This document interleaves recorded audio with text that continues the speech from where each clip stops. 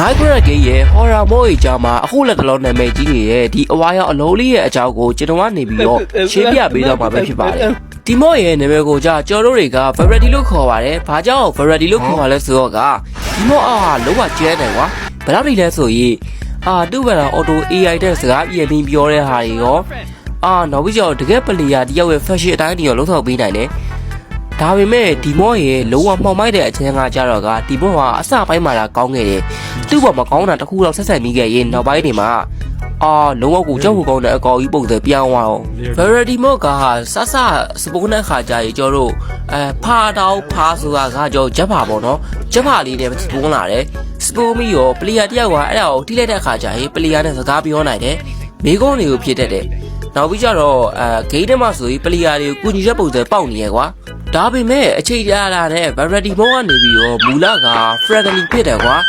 တငယ်ကြီးပေါက်တယ်နောက်ပိုင်းကျတော့ creepy ဖြစ်လာတယ်နောက်ဆုံးစင်းကကြတော့က monster တကောင်ဖြစ်ပြီးတော့ player နောက်လိုက်တတ်တယ်ဘယ်လို creepy ဖြစ်လဲဆိုတော့ကလောကကိုချုပ်ဖို့ကောင်းတဲ့စကားပြောတယ်ကွာဥပမာမီးအိတ်တော့မူလားမီးအိတ်လို့မရနိုင်တော့ဘူးတော့ဝဲနေမေးရှိကိုတကောင်လာလိုက်မယ်ဆိုပြီးတော့အဲ့လိုမျိုးပြောတတ်တယ်ဒါကြီးကကျွန်တော် Hero Brand ရဲ့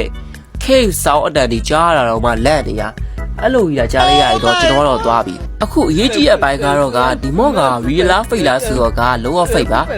ကြောင့်လဲဆိုတော့ဒီမော့ကို YouTube series တွေမှာပဲတွေ့ရတဲ့ version ပဲဖြစ်ပါတယ်ဘာလို့လဲဆိုတော့ဒီမော့က fan made တွေပဲပေါ်တယ်ကွာအချို့ကြတော့ကအဲ့မော့ကိုအားကြလို့ fan တွေရလိုက်ပြီးလောက်ထားတဲ့ဟာတွေဘာကြောင့်ဒီလို official version မရှိရလဲဆိုတော့ကအခုလို့စကားပြန်ပြီးပြောနိုင်တဲ့ AI version ထဲဖို့ကကြတော့လောကခက်ခဲတယ်နောက်ပြီးကြတော့ကအဲ့မော့ကိုကျော်တို့တွေကဝေါ်ထဲမှာထည့်ရရင်တော့မှဂျားမှာပဲထည့်ရမယ်ကွာဘယ်တော့မှလောကရှိတာမဟုတ်ပါဘူးအကယ်၍ကိုလိုက fan made version တွေကိုဘယ်တော့မှစောင့်ကြည့်တယ်ဆိုရင်ကျွန်တော်ရဲ့ Telegram channel ကို join လုပ်လို့ရပါတယ်အဲ့ဒီ channel မှာကျွန်တော်ရှာတွေ့ရတဲ့ time တေးပါမို့လို့ပါ